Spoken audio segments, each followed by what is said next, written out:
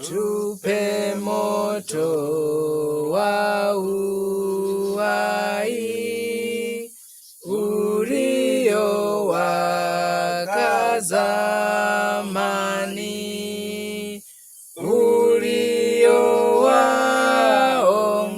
uliowaongoza juu wazee watakatifu.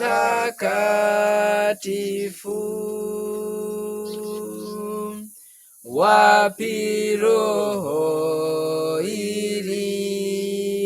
iliyokaa moyoni mwa Ibrahimu, kadhalika ndugu Paulo aliwezeshwa na moto. Neema yako haina nguvu siku hizi sawa, kama wakati wa Musa, Ayubu na wa Elia. Zamani za kale Bwana, kumbuka na kwa rehema, ziuishe roho zetu kwa Roho Mtakatifu.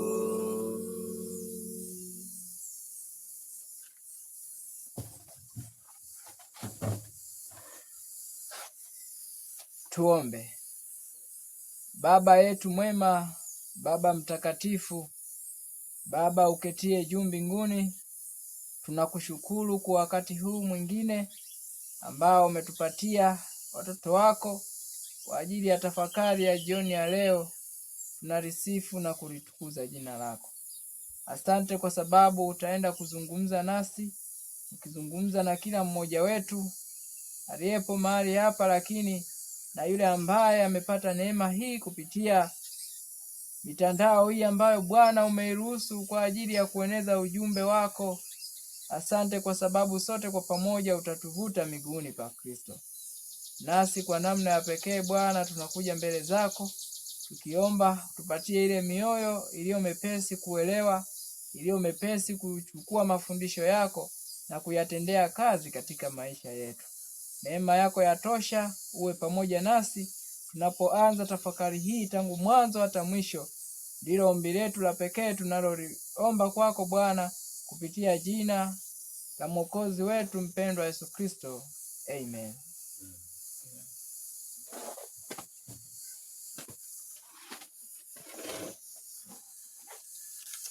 Ni wakati mwingine ambapo tutaenda kutafakari, tutaenda kuwa na tafakari ya pekee, tutaenda kujifunza mengi ambayo yatazidi kujenga imani zetu na kutuimarisha juu ya mwamba ambao ni Yesu Kristo. Nipende kuwasalimu wale ambao mnatufuatilia kupitia media ya The Final Warning TV, lakini na wale wapendwa ambao tuko nao pamoja.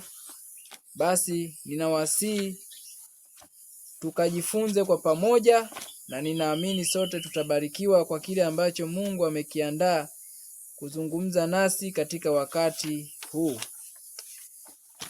Tutaenda kuona ni namna gani ambavyo tutaweza kushinda vikwazo vingi ambavyo vimewekwa mbele ya maisha ya kila Mkristo. Katika kitabu hiki ambacho tunakiita ni Ministry of Healing, ama kitabu cha huduma ya uponyaji. Hivi vitabu ni vya muhimu sana. Kwa hiyo ambaye hauna unayetufuatilia, basi unaweza ukawasiliana na sisi tukakuelekeza ni namna gani unaweza ukavipata vitabu hivi, huduma ya uponyaji, vitabu vya roho ya unabii ambavyo viko kwa Kiswahili. hatutakuwa na udhuru kusema kwamba tukujua Kiingereza. Vitabu hivi vimetafsiriwa, viko kwa Kiswahili, PDF zipo. Kwa hiyo wale ambao wanahitaji kuwa na vitabu, ni jukumu lako kuvitafuta. Hakuna mtu atakaye kutafutia kila kitu. Kwa hiyo tumeelekezwa kabisa kwamba mtafuteni Bwana maadamu anapatikana. Kuna jukumu la kutafuta. Kama ni wokovu, ni lazima tuutafute kwa gharama zote. Basi katika Ministry of Healing, kwa zile haya za Kiingereza, ni sura ya 40. Ngoja tuone hapa, ni sura ile ya 18. Ni sura ya 18 ya Ministry of Healing, ukurasa wa 247 aya 3. Kuna sentensi hapa ninatamani nisome kabla hatujaenda kwa undani kabisa juu ya kile ambacho ninatamani tukizungumze katika wakati huu. Katika Ministry of Healing anasema tuko katika ulimwengu wa mateso. Hii ni sentensi ambayo ninaamini kwa wewe unayefuatilia Media Final Warning TV tumeshawahi kuisoma siku fulani, lakini utaenda kuona kwa namna ya pekee kabisa. Anasema tuko katika ulimwengu wa mateso, ugumu, majaribu na huzuni vinatungoja. Hivi unajua kuna mambo, sikiliza. Anasema ugumu, majaribu na huzuni vinatungoja sote njiani katika safari ya kuelekea nyumbani mbinguni. Ugumu unakungoja, majaribu yanakungoja, huzuni vinakungoja kama utaelekea nyumbani mbinguni.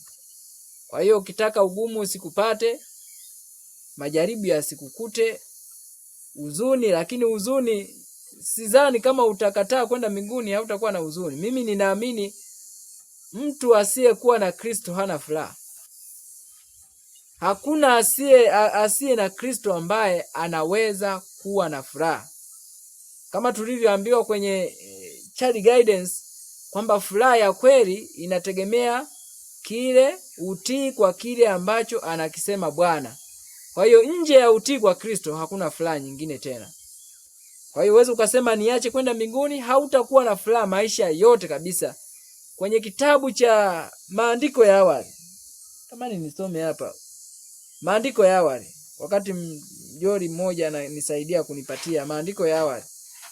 Nataka niwaoneshe kitu fulani ambacho kinaonyesha uhalisia kabisa kwamba tusipokuwa na Kristo hautakuwa na furaha kabisa. Yani tutaangalia picha ya shetani kabla ya uasi, lakini na baada ya uasi ni namna gani alikuwa.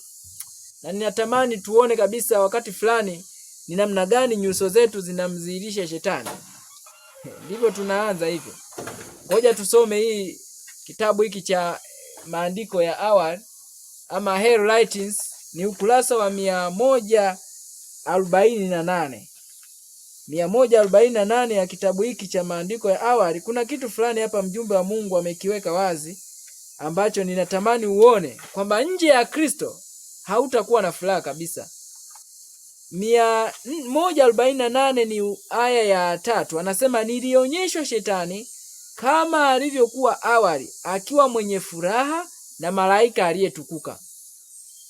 Kisha nilionyeshwa jinsi alivyo sasa, bado anayo hali ya kifalme, mwonekano wake bado ni bora, kwa maana ni malaika aliyeanguka, lakini mwonekano wa uso wake umejaa nini? Hofu, wasiwasi, huzuni, chuki, hasira, uharibifu, udanganyifu wa kila aina ya uovu. Bwana atusaidie. Na unajua ni nini hapa ambacho kinakuja kwenye tafakari yangu? Hivi vitu vinapoonekana katika nyuso zetu tunamdhihirisha nani? Yaani tunaudhihirishia ulimwengu kwamba shetani yu ndani yangu. Sikiliza. Anasema mwonekano wake bado ni bora, kwa maana ni malaika aliyeanguka, lakini mwonekano wa uso wake umejaa hofu. Umejaa hofu. Ndio maana tumekuwa tukijifunza maadui wakubwa wawili ambao shetani atawatumia katika kuwaangusha wanadamu katika siku hizi za mwisho: hofu, mashaka. Hao maadui wawili atawatumia sana: hofu, mashaka. Anasema, lakini mwonekano wa uso wake umejaa hofu, wasiwasi, huzuni, chuki, hasira, uharibifu, udanganyifu na kila aina ya uovu. Kwa somo la asubuhi tumeona vizuri kabisa namna gani vitu hivi vinahitajika kuondolewa ndani yetu na namna gani ambavyo vitaweza kuondolewa. Sikiliza, anasema, uso huo uliokuwa mwema mwanzoni niliutambua. Kipaji cha uso wake kilianzia kutoka kwenye macho yake hadi kichwani. Niliona kwamba alikuwa amezama kwa muda mrefu katika uovu. Zingatia hizi sentensi, tunaenda kuona. Anasema, niliona kwamba alikuwa amezama kwa muda mrefu katika uovu, kiasi kwamba kila aina ya sifa njema ilikuwa imeharibiwa. Na kila aina ya tabia ya uovu ilikuwa imekuzwa. Macho yake yalikuwa ya kijanja yenye hila na yaliyoonyesha kupenya kwa ndani sana. Umbo lake lilikuwa kubwa, lakini mwili wake ulikuwa mlegevu katika mkono na uso wake. Kadiri nilivyotazama, kidevu chake kilikuwa kimeegemezwa katika mkono wake wa kushoto. Alionekana kuwa mwenye kutafakari sana. Uso wake ulikuwa na tabasamu lililonifanya nitetemeke. Lilikuwa limejaa uovu na hila za kishetani. Tabasamu hili ni lile alilolivaa muda mfupi kabla ya kuthibitisha matokeo ya madhara yake, na kadiri alivyoimarisha madhara yake katika mtego, tabasamu hili liliendelea kuwa la kuchukiza.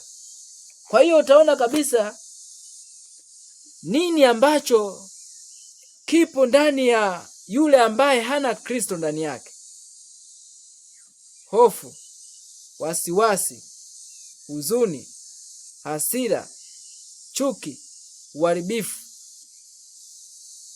Na ndio maana mahali fulani mjumbe wa Mungu anasema, shetani anapomshawishi mtu wa Mungu na kumuingiza katika huzuni, akiona uso wake umekuwa na huzuni, anashangilia, kwa sababu ni furaha yake kuwaona wanadamu wakiteseka. Sasa nitakuwekea kwa mtazamo mzuri kabisa. Ministry of Healing inatuambia tuko katika ulimwengu wa mateso. Kwa sababu gani? Shetani yuko hai na yeye ndiye anayeleta mateso. Kila namna ya mateso yanaletwa na shetani. Tuko katika ulimwengu wa mateso.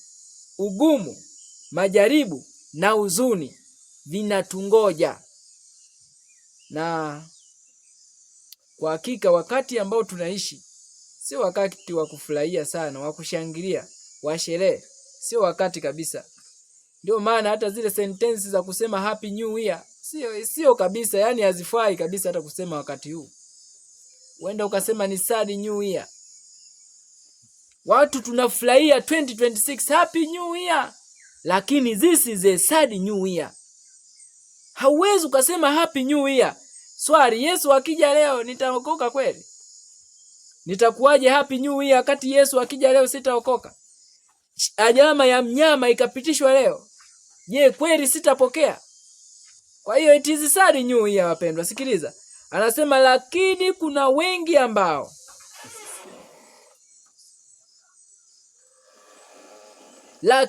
kuna wengi ambao hufanya mizigo ya maisha kuwa mizito maradufu kwa kutazamia shida kila wakati. Sasa hili ni tatizo ambalo tutaenda kuangalia. Kile ambacho natamani tukione, kwa sababu ya vikwazo hivi, ugumu, majaribu, huzuni, vyote vinatungoja. Tunawezaje kuvishinda? Hilo ndio swali la pekee. Tunawezaje kupata ushindi? Tunawezaje kuvishinda vikwazo hivi? Na suluhisho tutalipata tu katika neno la Mungu. Hakuna mahali pengine ambapo suluhisho la mwanadamu linaweza kupatikana isipokuwa ni katika neno la Mungu. Twende katika kitabu cha Luka sura ya 9. Ni maneno ambayo tumekuwa tukijifunza sana. Ni maneno ambayo tumekuwa tukiyasikia. Lakini leo ngoja tuone ni nini ambacho Bwana anatamani kuzungumza nasi. Luka sura ile ya 9. Twende katika mstari wa 20. Katika mstari wa 25 anasema, kwa kuwa yamfaa nini mtu kuupata ulimwengu wote kama akijiangamiza au kujipoteza mwenyewe? Kwa sababu kila atakayenionea haya mimi na maneno yangu, Mwana wa Adamu atamwonea haya mtu huyo atakapokuja katika utukufu wake na wa Baba na wa malaika watakatifu. Nami nawaambia kweli, wapo katika hao wanaosimama hapa ambao hawataonja mauti kabisa hata wauone kwanza ufalme wa Mungu. Nini ambacho Kristo alikuwa akizungumza na wanafunzi wake? Tumekuwa tukijifunza sana kuhusiana na mambo makubwa mawili ambayo yamedhihirishwa katika maisha ya Kristo, yaliyompatia ushindi katika kila jaribu alilokutana nalo. Moja, alijikana nafsi. Lakini mbili, alijitoa kafara. Self denial, self sacrifice. Na haya ndiyo suluhisho la matatizo yote yanayotukabili wanadamu kiroho. Kila jaribu, kila ugumu tunaweza kuushinda kwa kujikana nafsi. Hakuna ambao hatuwezi kuushinda, hakuna. Isipokuwa kanuni moja tu ya kujikana nafsi. Ngoja turudi mstari huu wa 23. Akawaambia wote, mtu akitaka kunifuata na ajikane mwenyewe, ajitwike msalaba wake kila siku anifuate. Nini hapo ambacho unakigundua? Kwamba yeye ambaye atamfuata Kristo kila siku ni lazima ajitwike msalaba. Na ni msalaba gani? Ni msalaba gani huo? Tumaini la vizazi vyote. Tumaini la vizazi vyote. Tumaini la vizazi vyote. Tufike katika ukurasa ngoja tufike hapa. Tufike hapa katika kitabu hiki cha Tumaini la vizazi vyote. Ni msalaba gani huo? Ni msalaba gani huo? Sikiliza, ukurasa wa 315. Nenda katika mstari wa mwisho kabisa, kwa hiyo unayetumia nakala hii, The Desire of Ages, page 415 416, sura ya 45. Anasema msalaba ulikuwa unahusishwa na mamlaka ya Rumi. Ilikuwa ndiyo njia ya kutekelezea kifo cha kikatili zaidi na cha kudhalilisha zaidi kuliko vifo vingine vyote. Kitendo cha Yesu kukubali kubeba msalaba, ilikuwa anakubali kufa katika kifo ambacho kilikuwa ni cha kikatili na cha kudhalilisha kuliko kitu kingine chochote kile.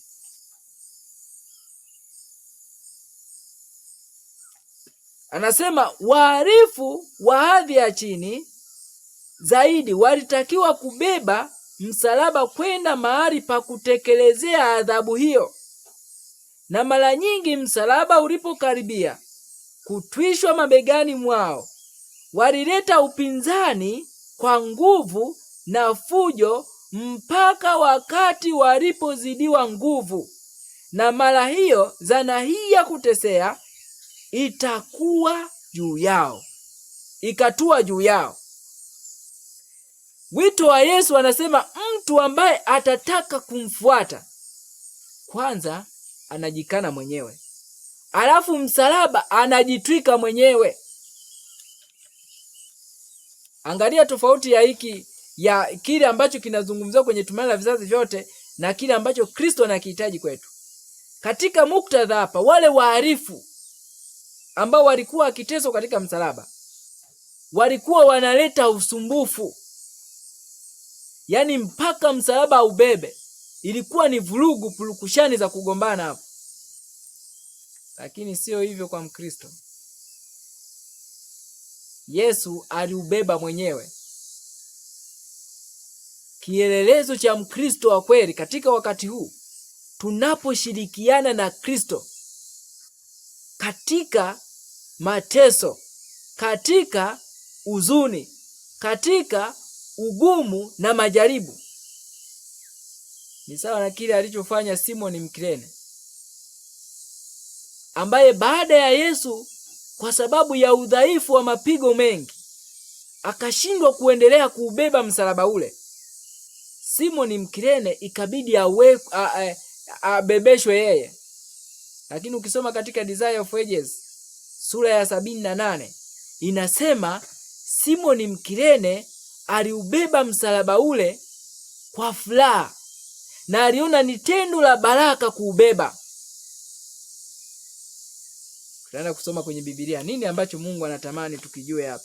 Anasema lakini Yesu anawataka wafuasi wake wachukue msalaba na kuubeba nyuma yake. Sio mpaka wasumbuane, kwa sababu watayari. Kwa wale ambao tumejifunza somo lililopita, tumeambiwa katika classes object lesson, kama hutayari kushinda, hautaweza kushinda. Kwa hiyo suala la kuishi maisha ya Kristo ni suala la kuhiari, willingness, na hicho ndicho Kristo anachokihitaji ndani yetu. Without willingness no victory. Pasipo kuhiari hakuna ushindi. Kwa hiyo ni lazima uhiari kwanza, vyovyote itakavyokuwa, ila mimi nitamshikilia Yesu. Mpaka uhiari kitu fulani, ndipo Yesu anaweza kutusaidia. Lakini kama hatutahiari, hakuna kushinda. Sikiliza. Anasema kwa wanafunzi wale maneno yake yalieleweka, ingawa kwa uhafifu, kwamba yalielekeza katika kujitoa kwao, hata katika kujidhiri, ambako ni kuchungu mno. Kujishusha hata kama ni mpaka kufa kwa ajili ya Kristo. Tunapozidi kwenda mbele, masomo haya tutazidi kujifunza kwa uzito wake juu zaidi. Maana tunaelekea kwenye shida. Wapendwa, tunaelekea kwenye shida. Kwa hiyo ni lazima tujenge imani ile ambayo itaweza kusimama katika wakati wote, hata katika wakati wa shida. Sikiliza. Anasema hakuna kujisalimisha kikamilifu kwingine ambako maneno ya Mwokozi yanaweza kuwa yalionyesha. Sasa angalia nini ambacho Kristo alikizungumza kwa habari ya kujitwika msalaba wetu kila siku tumfuate. Kwa sababu tunaambiwa ugumu, majaribu, huzuni vinatungoja. Yaani umeamua tu kumfuata Yesu, mbele yako hivyo vitu vinakungoja. Na hakuna njia nyingine. Kwa hiyo ni lazima ujue, nitakapokutana na ugumu, nitaweza kupataje ushindi? Nitakutana na majaribu mbalimbali, nitakutana na huzuni, ni namna gani nitaweza kurejesha furaha yangu? Na katika kukua katika Kristo, tutakuwa tumekuwa kiroho pale ambapo katika majaribu na huzuni tutaweza kupata furaha tukiwa sisi binafsi pamoja na Kristo. Ninajua kuna nafasi ya kufarijiana, hiyo ipo. Lakini Mungu anataka sisi wenyewe, mimi mwenyewe binafsi, niweze kumtegemea Kristo mpaka nipate furaha. Hapo ndipo tutakuwa tumekuwa na imani binafsi.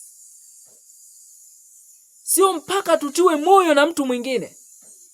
hiyo nafasi ipo, lakini utaona kuna nafasi kuna wakati hiyo haitafanya kazi. Yesu angewategemea wanafunzi wake kumtia moyo kwa ajili ya kupata furaha, angeshindwa katika jaribu lake la Getsemani. Kwa sababu aliwategemea wamtie moyo, lakini walikuwa wanafanya nini? Wamelala. Walikuwa wamelala. Kwa hiyo uzoefu wake binafsi alivyomtegemea baba yake wa mbinguni ndio ulimwezesha kupata ushindi na kupata nguvu katikati ya majaribu makali. Na unajua tunaishi kwenye wakati huo. Yaani tunavyozidi kwenda mbele, tunavyozidi kukaribia jaribio la sheria ya Jumapili, lazima tupitishwe katika uchungu wa kiakili kama Kristo alivyoupitia pale Getsemani. Huenda usilingane sana, lakini lazima tupitie pale. Maana alituahidi, mtakinywea kikombe, mtabatizwa na ubatizo. Kwa ni lazima tupitie kabisa ule uzoefu wa Getsemani. Kadiri tunavyokaribia, kumbuka, hebu angalia picha ilivyokuwa katika Mathayo sura ya 26. Matukio yalivyowekwa kwa mtiririko. Tangu wanaanza mwanzo, Yesu anawaambia mnajua baada ya siku ya pili itakuwa ni Pasaka. Anawaeleza habari ya Pasaka. Mpaka wanakuja kwenda kuandaa Pasaka. Wanakula Pasaka. Mpaka wanatoka pale kuishia fungu la 30, wamemaliza kuimba. Ndipo wanakuja anaanza kuambia, usiku huu ninyi wote mtachukizwa na mimi. Petro anasema amna. Yaani watajapochukizwa wote, mimi nipo pamoja na wewe. Hata kama kufa. Fungu la 35 inasema na wanafunzi wote walisema hivyo hivyo. Wote walisema tutakufa na wewe. Lakini 56 inasemaje? Wanafunzi wote walimkimbia. Wote walikimbia. Petro alibaki, lakini alikana na kulaani, simjui mtu huyu, simjui mtu huyu, simjui mtu huyu. Alibaki. Kwa hiyo uzoefu ule ambao Kristo aliupitia pale Getsemani, tutaupitia wapendwa, tutaupitia kadiri tunavyokaribia sheria ya Jumapili. Kwa hiyo ni lazima katika wakati huu tupate wakati wa kujifunza yale ambayo yatatuimarisha, yataandaa Wakristo walio imara, Wakristo walio jasiri, Wakristo waliojitoa kikamilifu, Wakristo ambao watasimama imara kama Shadrach, Meshach, Abednego mbele ya uso wa tanuru liwakalo moto. Na kwa neema ya Mungu tujiandae, kuna siri zitakuja. Tutajifunza mambo haya. Tutajifunza. Kwa hiyo nini ambacho Mungu anakihitaji kwetu? Ukiona katika mtiririko huo wa Mathayo sura ya 26, utaona ndio wakati ambao msaliti alimsaliti Yesu. Na Spalding and Magan Collection, Spalding and Magan Collection 1.5 inakuja kuelekeza wakati huo ni wakati wa sheria ya Jumapili wa Adventista wa Sabato, ambao watakuwa wameshindwa katika jaribu hili, watawasaliti ndugu zao. Wakati gani? Sheria ya Jumapili. Kwa hiyo tunaenda katika wakati huo ambao watu wa Mungu kama Kristo aliletwa kwenye nini? Kwenye mabaraza, mbele ya Kayafa kuhani mkuu, mbele ya Sanhedrin. Lakini Sanhedrin ilikuwa inatafuta nini? Kumpeleka Yesu kwenye mahakama ya Kirumi ili wamuue, kwa sababu Sanhedrin haikuwa na mamlaka ya kuua, haikuwa na amri ya kupitisha amri ya kifo, sheria ya kifo hawakuwa nayo. Kwa hiyo tunakwenda kwenye wakati ambao kama kama ilivyoandikwa kwenye maandiko matakatifu, Wasabato watawasaliti Wasabato wa kweli wenzao, kuwapeleka kwenye mahakama za kidunia.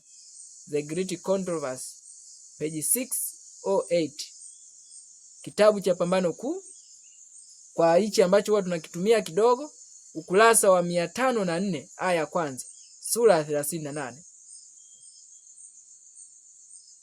ambayo inaelezea kundi kubwa la watu watakaoacha imani yao kwa sababu hawakuwa wametakaswa kwa njia ya kutii ukweli. Somo lililopita tumeona kusafisha kikombe kwa nje. Lakini Mungu anataka kianzie huku kwenye shida, huku kwenye uchafu mwingi, huku uchafu umejaziana, umeshindilia ndani ya kikombe, kimefungwa. We usifungue humo, lakini Yesu anataka kifunguliwe, kwa sababu huku ndani ndiko kwenye shida, huku kwenye akili ndipo kwenye shida. Huku nje ni rahisi tu kupita kama tukianzia ndani, na ukianzia nje kwenda ndani utaona ugumu wake. Sitarudia kile ambacho tulijifunza somo lililopita, lakini Mungu anachokihitaji uzoefu tutakao kutana nao. Fungu la 37, fungu la 38, Yesu anawaambia wanafunzi wake, Roho yangu, akaanza kuwachukua Petro na wana wale wawili wa Zebedayo, Yohana na Yakobo, akaanza kusononeka. Alafu anawaambiaje? Roho yangu ina huzuni nyingi kiasi cha kufa. Kaeni hapa mkeshe pamoja nami. Lakini wanafunzi walilala katika wakati wa hatari kabisa, wakati sheria ya Jumapili inagonga hodi. Unajua leo haiko mbali. Sheria ya Jumapili haiko mbali kabisa kwa taifa kama la Marekani. Kila msingi umeshawekwa. Kwa nini inakawia? Mungu anawatazama watu wake. Sio kwamba Marekani hawana uwezo wa kuiruhusu na ikafanya kazi. Wanao. Matamko yote ya viongozi huko yako tayari. Lakini Mungu anaponiangalia mimi, anaona hapa sheria ikipitishwa, huyu mtoto wangu atapokea chapa ya mnyama, lakini neema hii ina mpaka. Tumaini la Vizazi Vyote natuambia neema inaweza kusikwa miaka mingi, ikapuuzwa na kukataliwa, lakini hufika wakati rehema inafanya wito wake wa mwisho. Kuna mstari ambao hatuwezi kuvuka. Mungu anatuvumilia, anakawia. Lakini kuna mstari ambao hautaweza kuvuka. Rehema sema nimewavumilia, lakini sasa hapa sitaweza kuvuka tena. Uzoefu wa Getsemane unatusubiri, kwa sababu kila ambaye hatapitia, isipokuwa wale walishalala, wamekufa, ila kila ambaye anaelekea nyumbani mbinguni. Rejea katika Ministry of Healing, natuambiaje? Ugumu, majaribu, huzuni vinatungoja. Kila ambaye anaelekea nyumbani mbinguni, hivyo vyote vinatungoja katika uzoefu wa Getsemane pale, kwa sababu hakuna ushindi dhidi ya dhambi pasipo uchungu wa kiakili. Hakuna. Kila ambaye atapambana kupata ushindi dhidi ya kila dhambi, dhidi ya kila wazo baya, dhidi ya kila tendo na neno baya, ni lazima akutane na uchungu wa kiakili, kwa sababu Mungu ataanza kuprune, kuanza kuchonga mawazo yetu machafu yote yaondolewe. Uchungu lazima uje unaponyang'anywa kitu ambacho ulikuwa unakipenda sana. Na baba, hicho usichukue. Lakini hiki ndio chenye shida mwanangu, acha kitoke tu. Anguish of mind ni lazima tukutane nayo. Lakini utaona nini ambacho Yesu alikifanya pale. Twende kwenye kitabu cha Mathayo. Kwa nikizungumza tu, naomba tufike hapa. Bwana atuongoze. Twende katika Mathayo sura ya 26 mstari wa 39. Akaendelea mbele kidogo, akaanguka kifurifuri, akaomba akisema, Baba yangu, ikiwezekana kikombe hiki kiniepuke, walakini si kama nitakavyo mimi, bali kama utakavyo wewe. Alifanya kitu gani? Aliomba. Kristo akiwa Getsemane, fungu la 39 tunaonyeshwa kitu ambacho alikifanya. Akaenda mbele kidogo, akaanguka kifurifuri, akaomba.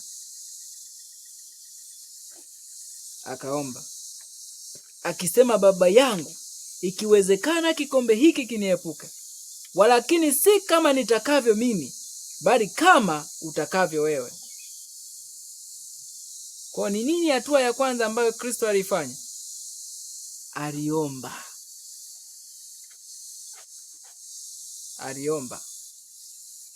Tutaenda kuona, mpenzi mtazamaji na msikilizaji, kama ugumu unatusubiri, majaribu yanatusubiri, huzuni zinatusubiri, wote ambao wanasafiri kuelekea nyumbani mbinguni, uzoefu wa Getsemane unatusubiri. Kabla ya kuingia katika jaribu lile kuu, kuna uchungu wa kiakili hapa unatusubiri, kwa sababu ni lazima tufunuliwe utu wetu wa ndani ulivyo. Lazima nijue nina kiburi, nijue nina ubinafsi, nijue nina hasira, nijue nina chuki. Lazima nifunuliwe ndani, nijue nilivyo, ili nione nimlilie Kristo kama Yesu alichokifanya. Hatua ya kwanza, akaomba. Twende pamoja. Fungu la 41 anawaambia, kesheni muombe, msije mkaingia majaribuni. Roho hii radhi, lakini mwili ni dhaifu. Yesu anawaambia wanafunzi wake jukumu la kukesha katika maombi. Na hii iko mitazamo miwili. Kukesha, kudumu katika maombi wakati wote. Katika kitabu cha Zaburi 55, Zaburi 55 anatuambia maneno haya. Kitabu cha Zaburi 55 fungu la 17 anasema, jioni, asubuhi, adhuhuri nitalalama na kuugua, naye ataisikia sauti yangu. Nami nitamwita Bwana, nitamwita Mungu, na Bwana ataniokoa. Asubuhi, adhuhuri, jioni. Utaona ni jukumu la kuomba kila wakati. Hapa tumeambiwa ni mara ngapi? Mara 3. Lakini angalia Kristo anapozungumza suala la kukesha katika maombi, linakuja kutuletea suala la kukesha na suala la maombi ya all night prayer.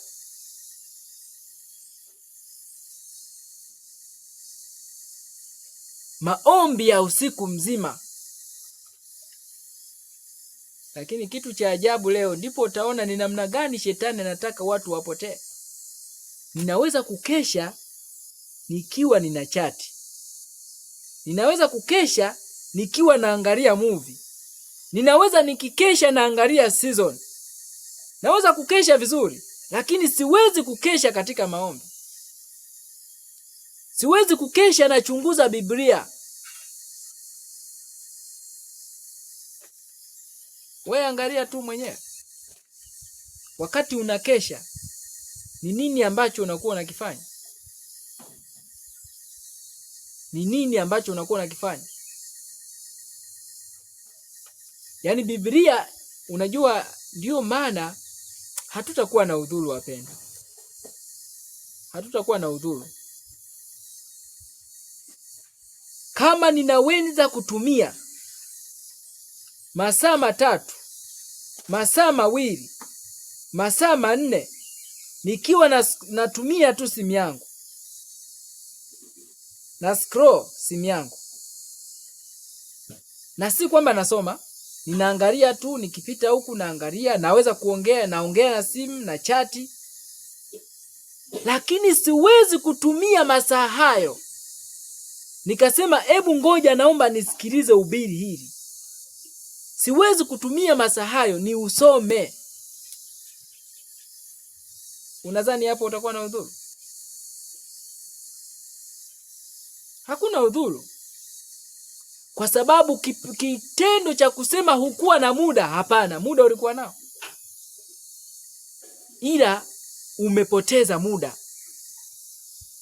Si kwamba hukuwa na muda, ila umepoteza muda.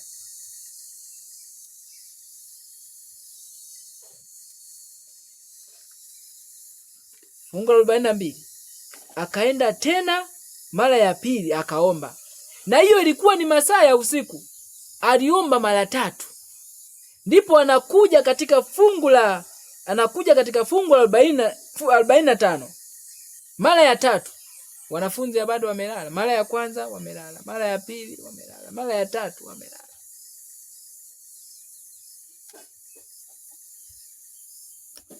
Na hakuna kitu ambacho kitatupoteza mno siku hizi kama usingizi. Ni pambano la kupambana. Maisha ya Kikristo ni maisha ya vita. Yaani usingizi tu lazima upambane. Kuna mwingine hapati usingizi lakini asome Biblia. So mimi nakosa usingizi mpaka saa 8. Mwingine hapati kabisa, asubuhi halali, usiku halali. Lakini anafanya nini? Anafanya nini? Bwana atusaidie sana. Kitabu cha Ministry of Healing. Kitabu cha Ministry of Healing. Tunaenda katika jaribu kubwa sana. Tutazidi kuyaona mambo haya vizuri tu. Lakini lazima tujenge imani zetu. Lazima tuimarishane. Ni wapi kwenye shida? Ministry of Healing, ukurasa ule wa 510. 510 na natumia kwa kusoma kurasa za Kiingereza. Sura ya 43. Ukurasa wa 510. Utaenda katika kipengele kinachosema upendeleo wa maombi. Hapa natamani tupaangalie. Anasema hivi, sisi pia, hii inaanza 509 aya ya pili. Sisi pia lazima tuwe na nyakati zilizotengwa kwa ajili ya kutafakari na sala na kupokea upya roho ama burudiko la kiroho.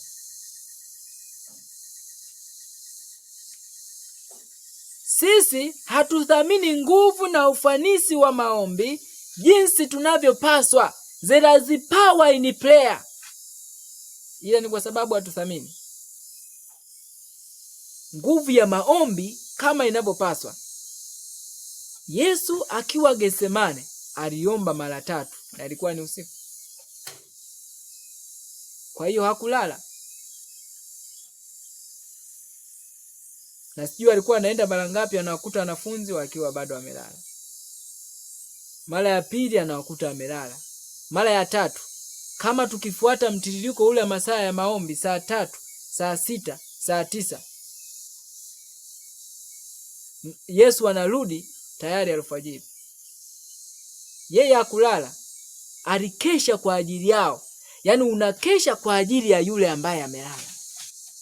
Yeye haoni hatari iliyo mbele yake. Lakini Yesu akitazama mbele, anaona kuna kukatishwa tamaa kwao. Wao hawakuona.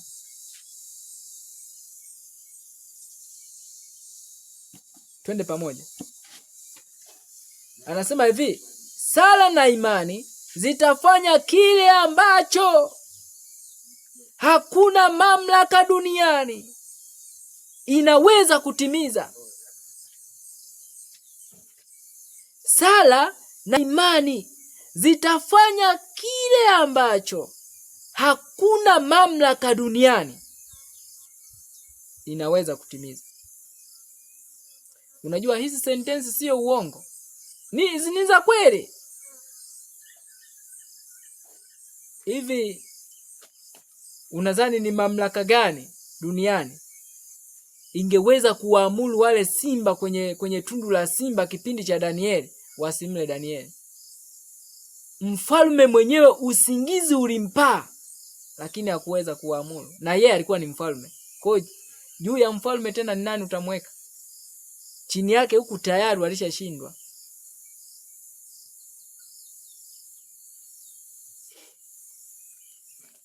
Kwa nadra sana sisi tunawekwa katika nafasi inayofanana mara mbili, tukio lenye mfanano mara mbili. Unajua ni nini hapa ambacho Mungu anakizungumza? Nitakurejesha kwenye maandiko ya awali. Anasema ni kwa nadra sana tuwekwe kwenye mazingira au kwenye nafasi inayofanana mara mbili. Lengo la Mungu anapokuletea jaribu la kwanza, ukilishinda unaletewa lingine. Lakini kama ukaletewa ukashindwa, Shetani atajua hapa ndo kwenye mlango, nitapitia hapa kila wakati. Ila akiona ukuta huu umekazwa, mlango huu umezibwa, atatafuta kwa kuingilia. Daima tunakuwa na matukio mapya na majaribu mapya tunayopitia, ambayo uzoefu wa zamani hauwezi kutupatia mwongozo wa kutosha. Nini Mungu anachokihitaji? Kila jaribu litupatie uzoefu mpya wa kiroho. Na ndiyo maana hawezi kuruhusu majaribu yanayofanana. Utaletewa hili, utaletewa hili. Siri ya kupata nguvu mpya ni kushinda jaribu la kwanza. Hivyo ndivyo namna ambavyo Mungu anatuwekea uzoefu ulio wa juu katika maisha yetu ya kiroho. Daima Kristo anawatumia watu wanaosikiliza sauti yake jumbe. Katika ule usiku wa uchungu wa Getsemane, wanafunzi waliolala hawakuisikia sauti ya Yesu. Usiku wa uchungu wa Getsemane. Nakumbuka huu unatusubiri sote.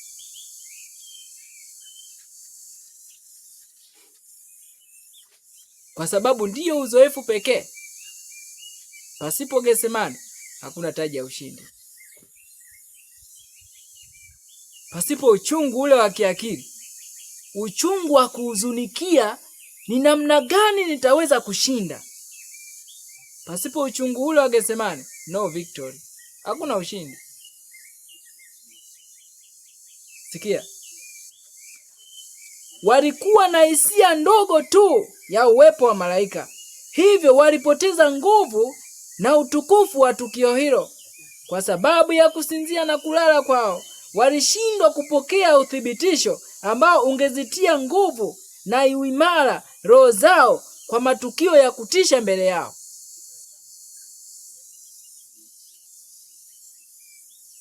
Ndivyo ilivyo leo kwetu. Watu wale ambao wanahitaji sana mafundisho ya Bwana ndio mara nyingi hushindwa kuyapokea, kwa sababu hawajiweki katika ushirika na mbingu. Sisi ambao tunahitaji msaada wa Bwana sana, tunaambiwa kwamba tunashindwa kuyapokea mafundisho ya Bwana kwa sababu mara nyingi hatujiweki katika ushirika na mbingu. Na ni namna gani tunaweza kujiweka katika ushirika na mbingu? Kitabu cha maombi. Kitabu cha prayer. Ni namna gani tunaweza kujiweka katika ushirika na mbingu? Sikiliza, hiki ni kitabu cha prayer. Vitabu hivi mpendwa vinapatikana. Ni muhimu kuwa na hard copy ya vitabu. Soft copy hazina usalama. sura ya kwanza aya ya kwanza kabisa. Anasema hivi, kuunganishwa na Mungu kupitia mnyororo wa maombi. Ni jambo la ajabu kwamba tunaweza kuomba kwa ufanisi, kwamba wanadamu tusiostahili, tunaokosea, tunayo nguvu ya kutoa maombi yetu kwa Mungu. Je, ni nguvu gani ya juu zaidi ambayo mwanadamu anaweza kutamani kuliko hii? Kuunganishwa na Mungu. Kuunganishwa na kuwasiliana na Mungu asiye na ukomo. Nini ambacho mwanadamu anakihitaji zaidi? Kufanya ushirika na Mungu kupitia maombi. Maombi ambayo ni kama mnyororo. Maombi yasiyokoma.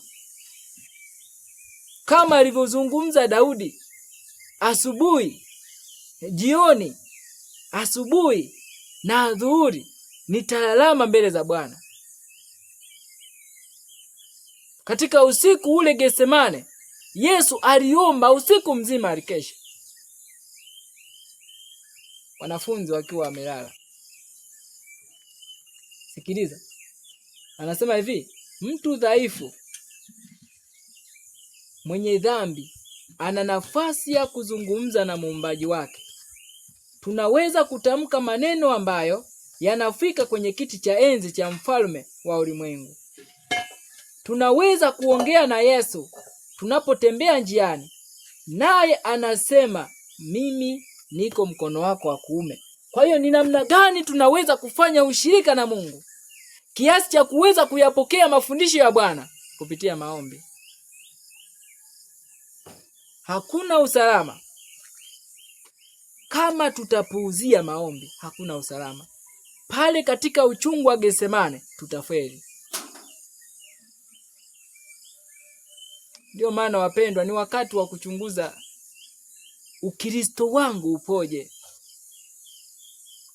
Ninajua tunapita katika majaribu mbalimbali yenye kuleta uchungu sana, yenye kukatisha tamaa. Lakini hebu katika giza hilo tuone nuru, tuone mwanga, tuone tumaini ndani ya Kristo. Kwa sababu katika kukata tamaa hakuna tumaini. Yaani ni heri utumaini tu, hata kama uoni mwanga. Heri utumaini tu. Imani ni kuwa na hakika na mambo yasiyoonekana. Imani ni kuwa na hakika na mambo yatarajiwayo. Ni bayana ya mambo yasiyoonekana. Even if there is no hope at all, trust in God. As long as you believe He exists. Hata kama huoni tumaini kabisa, muamini tu Mungu, kwa sababu kama unaamini yeye yupo, trust on Him.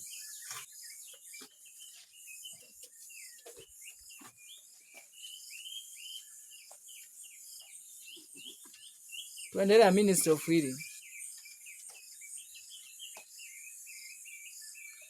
Ukurasa wa 509 aya 4. Nini ambacho ni siri ya kutusaidia kuweza kushinda? Hakuna nyingine mpendwa. Kumbuka sentensi hii ambayo amesema, sala na imani zitafanya kile ambacho hakuna mamlaka duniani inaweza kufanya. Ninaamini sentensi hii ni ya kweli na ni hakika. Tunaposoma historia ya Biblia, tukiangalia uzoefu wa watu, Waebrania ametuambia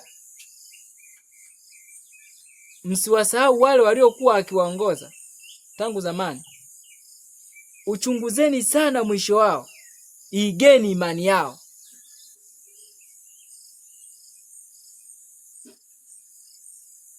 Majaribu ambayo tunaanikwa kwayo kila siku hufanya maombi kuwa jambo la lazima na muhimu. Hatari huzunguka kila njia, ambayo inafanya maombi kuwa swala la lazima na muhimu. Wale wanaotafuta kuwaokoa wengine kutokana na uovu na uharibifu unaowakabili, hawa ndio wanaokabiliwa haswa na majaribu. Katika kugusana mara kwa mara na uovu, hawa wanahitaji kumshikilia Mungu kwa nguvu ili wao wenyewe wasije kupotoshwa. Hatua fupi na zilizoamuriwa ndizo ambazo huwaongoza watu chini kutoka juu. Wanatoka kwenye eneo takatifu kushuka hadi ngazi ya chini. Nini ambacho Mungu anakizungumza hapa? Wale ambao watatafuta kuwaokoa watu kutokana na uovu ambao unawashikilia ndio waliopo kwenye hatari kubwa. Unadhani shetani atakaa tulie aone watu wananyang'anya mateka wake? Kwenye kitabu cha Pambano Kuu kurasa 505 tunaambiwa malaika waovu watapiga yowe, watamshambulia wakipiga yowe kwamba mvuto wake unawanyang'anya mateka katika mikono yao. Kwa hiyo wote watakao kesha na kuomba, watakaotumia jitihada zao zote kwa ajili ya kuwaokoa watu kutoka katika maovu, wapo kwenye hatari kubwa. Na ndiyo maana ni lazima, kama umejiweka katika hatua hiyo ya kushirikiana na Kristo katika kazi ya kuongoa roho, wewe unahitaji kuwa na maombi zaidi, kwa sababu ili usivutwe ukaingia kwenye uovu na wewe ukapotoshwa kule kule. Sikiliza, anasema hivi: hatua fupi zilizoamuriwa, yani maamuzi madogo madogo ambayo yanakinzana na neno la Mungu, ndiyo yanayomuondoa mtu kutoka nafasi ya juu kumshusha mpaka kwenye ngazi ya chini. Kwa muda mfupi, sikiliza kwa makini hapa, anasema kwa muda mfupi mtu anaweza kufanya maamuzi ambayo huweka hatima ya mtu milele. Dakika moja tu inatosha kufanya maamuzi ambayo mtu hutaria maisha yote. Hayo ni moja ya statement ambayo Ellen G. White ameizungumzia. Dakika moja tu unaweza ukafanya maamuzi ambayo yatagharimu maisha yote yanayokuja. Ni sawa na kile alichokizungumza kwenye kitabu cha Ujumbe kwa Vijana ukurasa wa 128 anapozungumzia suala la matamshi tunayoyaongea, ya hasira, ya laana, matamshi yanayoongewa kwa haraka pasipo kufikiriwa, maneno ya uovu. Anasema madhara yake huenda ungamo la maisha yote lisiweze kuyaondoa. Sikiliza, anasema hivi: kushindwa mara moja tu katika mapambano ya kuishinda dhambi huiacha nafsi bila ulinzi. Kwa hiyo dhambi zinapotujia, majaribu yanapotujia, tunaposhindwa mara moja tu, nafsi zetu zinabaki bila ulinzi na tunakuwa play, tunakuwa kifaa cha kuchezea cha shetani. Tabia moja mbaya ikiwa haitapingwa kwa nguvu, itaimarika na kuwa na nguvu ya minyororo ya chuma na kisha itamfunga mtu mzima.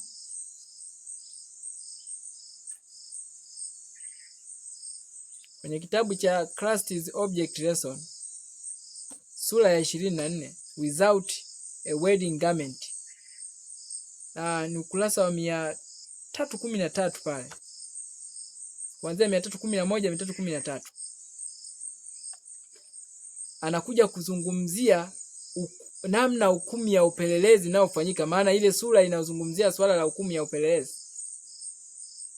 Anasema the righteousness of Christ will not cover any cherished sin.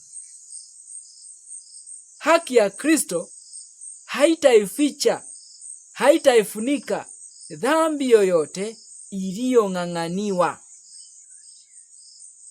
Yaani ninaijua kabisa, ninaifanya kila siku na nimeing'ang'ania. Sina mpango wa kumwomba Kristo anipatie nguvu ya kuiacha. The righteousness of Christ will not cover any cherished sin.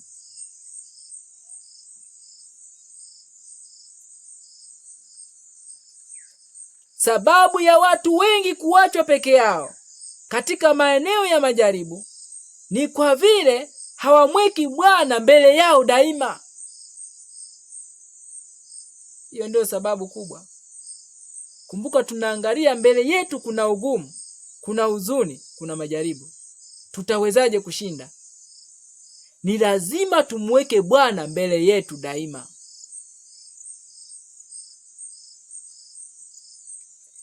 Tunaporuhusu ushirika wetu na Mungu kuvunjwa, ulinzi wetu unaondoka kwetu.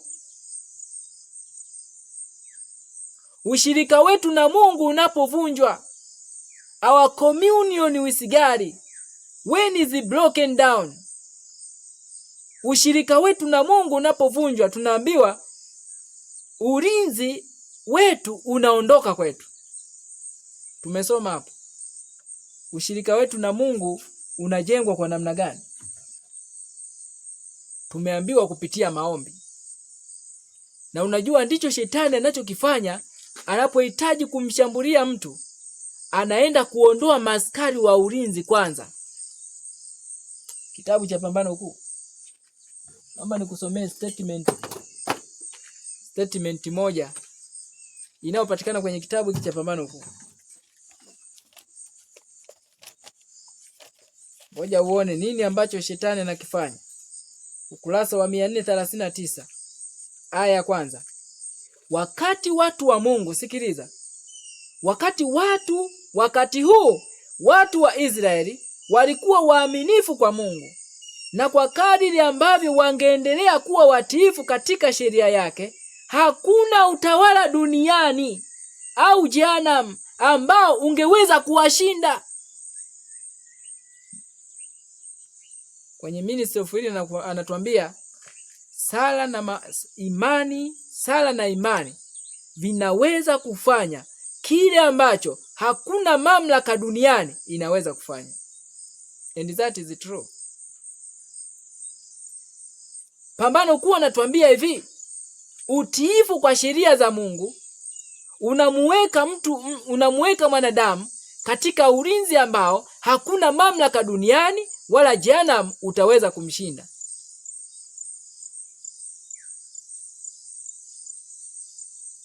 Sikia. Luka hiyo mistari kama 5. Nitaanza sentensi moja. Yanasema hivi, shetani anatambua vizuri kabisa kwamba mtu mnyonge wa mwisho ambaye anakaa ndani ya Kristo ana nguvu kubwa mno kushinda majeshi ya giza. Hilo shetani analitambua. Kwamba mtu mnyonge wa mwisho, mnyonge, a very weakest, mtu mnyonge wa mwisho ambaye anakaa ndani ya Kristo ana nguvu kubwa mno ya kuyashinda majeshi ya giza. Hiyo haitoshi, sikiliza ninavyoendelea kusema. Anasema na kwamba kama angeonekana yeye mwenyewe waziwazi, angeweza kushambuliwa na kushindwa. Hilo shetani analitambua. Mtu mnyonge wa mwisho, a very weakest man who dwells in Christ. Mtu mnyonge wa mwisho kabisa anayekaa ndani ya Kristo ana nguvu kubwa mno ya kumshambulia shetani na kushindwa. Kwa hiyo tukiwa ndani ya Kristo, shetani hawezi kutushinda. Hawezi. Shetani atatushinda pale ambapo tumempa ibilisi nafasi. Sikia. Anaendelea, kwa hiyo shetani anatafuta kuwaondoa maaskari wa msalaba kutoka kwenye ngome yao imara, wakati yeye na majeshi yake wanajitayarisha kuvamia, tayari kuwaangamiza wote wanaojaribu kuingia katika uwanja wake. Huku kwenye Ministry of Healing anatuambia, wakati ulinzi wa Mungu unapovunjwa kwetu, wakati ushirika wetu unapovunjwa, ushirika wetu na Mungu unapovunjwa, ndipo tunaachwa bila ulinzi. Maombi yanapovunjwa katika uzoefu binafsi wa Mkristo, hakutakuwa na usalama katika nafsi hiyo. Maombi ya dhati yanapovunjwa katika familia hiyo haitakuwa salama. Maombi yanapovunjwa katika kanisa hilo halitakuwa salama, kwa sababu tunaunganishwa na Mungu kupitia maombi, kupitia tafakari, kupitia kujichunguza binafsi. Ukurasa wa 429 anatuambia kwenye kitabu hiko cha Pambano Kuu,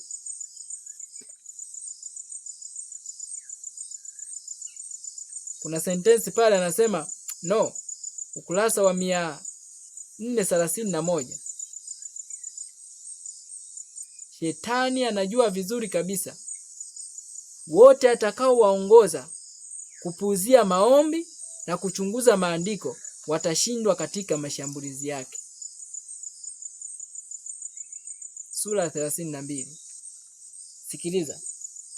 Anasema hivi, ni kwa kumtegemea Mungu kwa unyenyekevu tu na kutii amri zake ndipo tunaweza kuwa salama.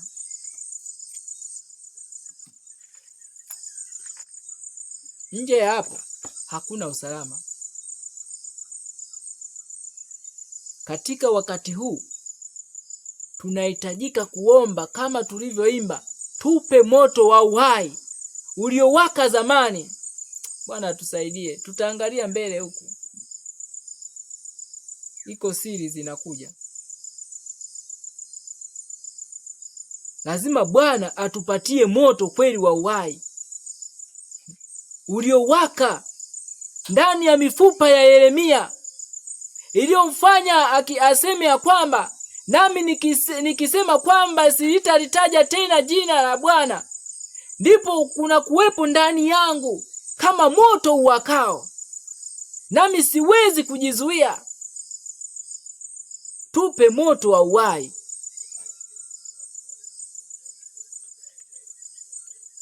Nakumbuka sisi tunaenda kwenye pambano la mwisho. Kwa hiyo tunahitaji uzoefu ulio mkubwa zaidi ya wa Elia, uzoefu ulio mkubwa zaidi ya wa Ibrahimu. Lakini tumeona kwenye somo lililotangulia, tupo katika wakati huu ndio kwanza tunachukiana, ndio kwanza tunasengenyana, ndio kwanza tunasemana mabaya, ndio kwanza tunawaziana mabaya.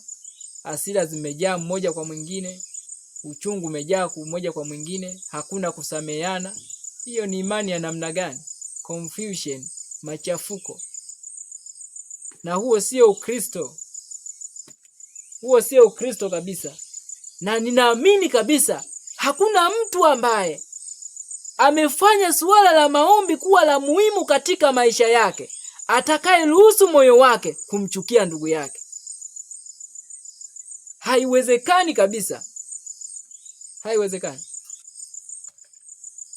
Yule ambaye kila siku atafanya ushirika na Mungu kupitia maombi, kuchunguza maandiko na kujichunguza binafsi, hatapata ujasiri wa kushindwa kumsamehe mtu mwingine.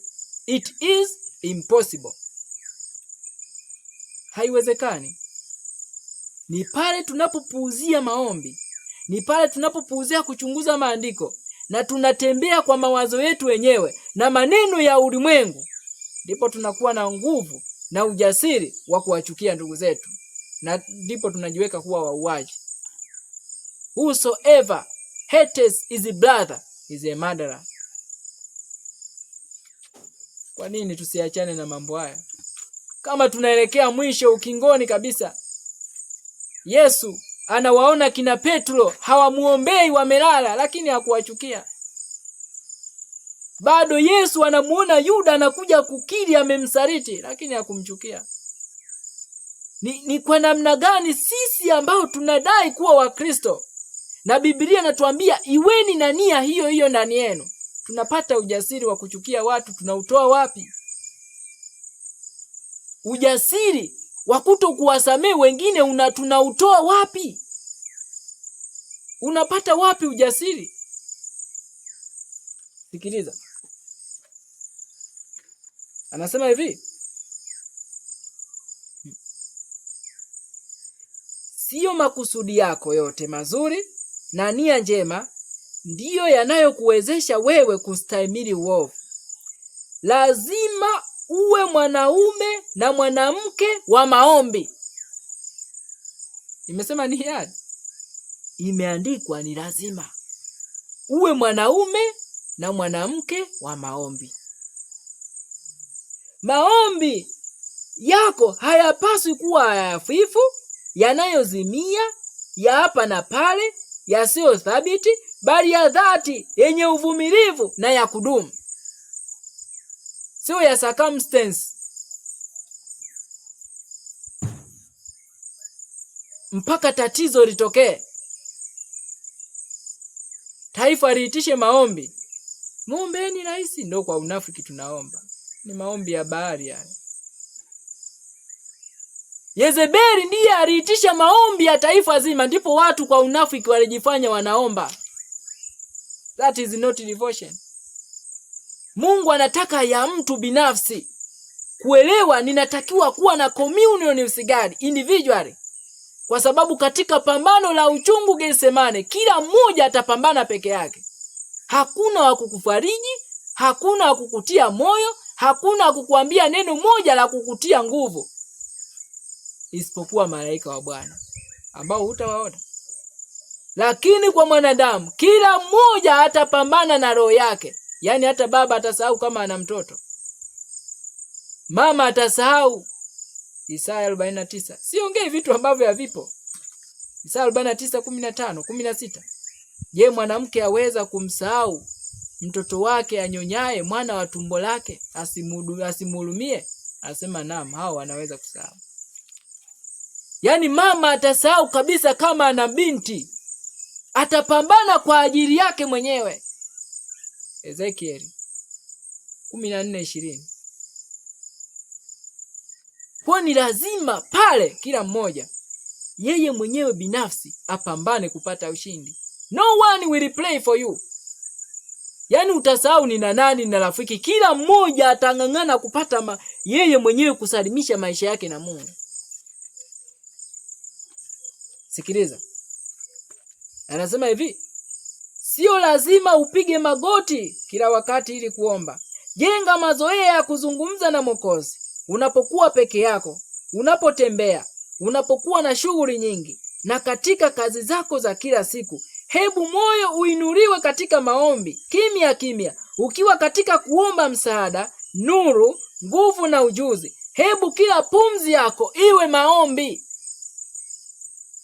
Uko unapika jikoni, unaweza kuzungumza na Mungu kupitia maombi ya kimya moyoni. Uko unalima, uko shamba.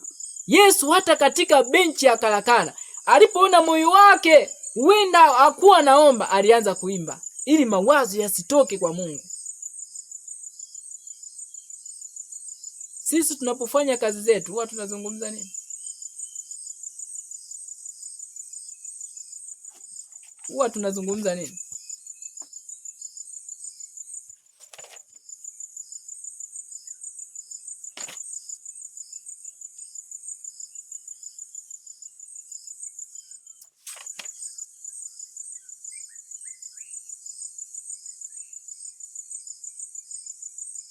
Nini ambacho Mungu anatamani tukifanye? Natamani tuhitimishe mahali fulani. Tunaposoma nukuu hii, nahitaji kuwa na tafakari kubwa sana katika maisha haya. Uzoefu unaohitajika kwetu ni mkubwa sana. Lakini kosa utakalolifanya, kosa ambalo utalifanya ni kukata tamaa. Kosa utakalolifanya ni kupuuzia maombi, kuchunguza maandiko na kujichunguza binafsi. Mungu hajaacha kutusaidia, hajaacha kutupenda. Na kimsingi Mungu huwa hatuachi. Ni sisi ndio tunaochagua kwa hiari yetu kumwacha Mungu. Mungu huwa hatuachi. Hakuna mzigo ambao Mungu hawezi kutusaidia kuubeba. Hakuna dhambi ambayo Mungu hawezi kutusaidia kuishinda, haipo. Hata kama ninajua ninapambana, ila siamini kwamba kuna dhambi hatuwezi kuiacha.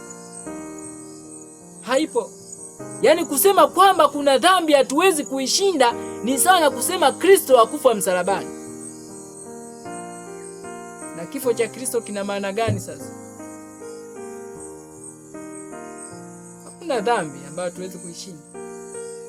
Ila tunahitajika kulia. Tumesoma hata kama ni kwa juhudi za uchungu, kama alivyofanya Yakobo usiku mzima, na ni uzoefu wetu ule. Alikubali ametoka kwenye pambano akiwa anachechemea. Ameshinda ndio, lakini anachechemea. Mguu mmoja tayari umeharibika. Na ndio ushindi unapatikana hapo. Sio jambo rahisi, lakini ni lazima tumenyane na Mungu katika maombi ili tupate ushindi. Vinginevyo tutapotea. Sikiliza. Anasema kama watendakazi wa Mungu ni lazima tuwafikie wanadamu pale walipo. Watu wamezungukwa na giza, wamezama katika uovu na wametiwa madoa ya uharibifu. Lakini tunapoziweka akili zetu kwake yeye ambaye ni jua letu na ngao yetu, uovu unaotuzunguka hautaleta doa hata moja kwenye mavazi yetu. Tunapofanya kazi ya kuokoa roho zilizo tayari kuangamia, hatutaaibishwa ikiwa tutamfanya Mungu kuwa tumaini letu. Kristo moyoni, Kristo maishani, huu ndio usalama wetu. Kwa hiyo usiende katika kazi ya kuokoa roho ikiwa Kristo hayuko moyoni, Kristo hayuko maishani. Mapepo watakuvua nguo. Kama walivyofanya kwa wana wa Sikewa. Walienda pasipo Kristo, wanajikuta anakimbia akiwa uchi. Sikiliza. Anga hewa la uwepo wake itazijaza nafsi zetu chuki kwa yote ambayo ni maovu. Roho yetu inaweza kujitambulisha na yake kwa ukaribu sana, kiasi kwamba katika mawazo na lengo sisi tutakuwa kitu kimoja na yeye. Ni jambo gani ambalo kweli mimi nitasema Kristo hawezi kunisaidia? Ni nini ambacho utasema Bwana, hiki hautaweza kabisa? Hii hauwezi kunisaidia kabisa. Ni kitu gani? Tunapaswa kudumisha roho ya kuwa watu wa maombi. Pambano linaelekea mwisho. Ugumu unazidi kuwa mkubwa mno. Lakini tunapaswa kusonga mbele kwa ujasiri tukimtumaini Yesu. Niwakaribishe tunapopiga magoti kwa ajili ya ombi.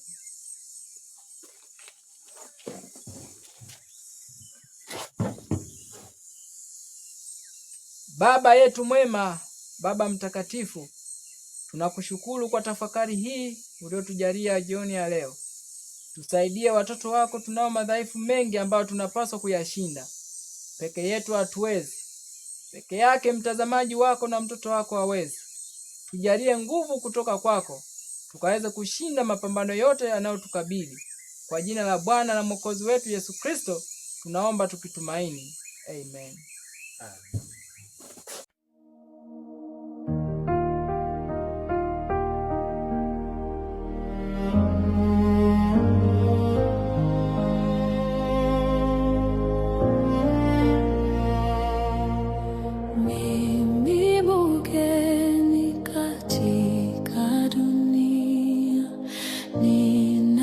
Ninasafiri kufika mbinguni, hata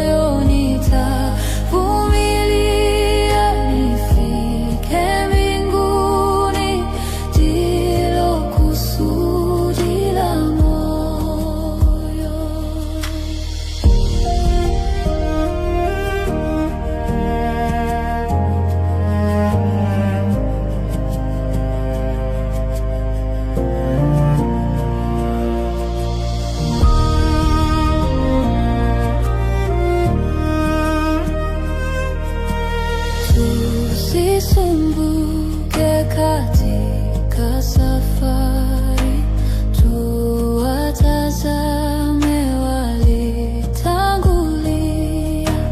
Yesu Mwokozi alitukomboa, msalabani alitufilia, naye atatufikisha mbinguni. Hivi tuimbe kwa muda kitambo, tutavumilia tufike mbinguni.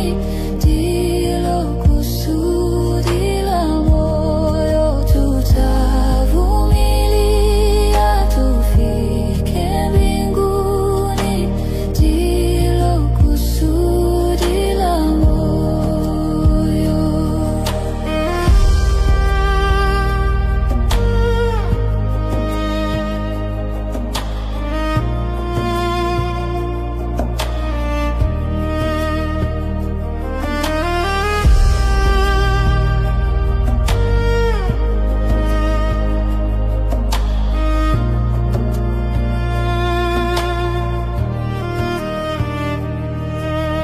Naye atatufikisha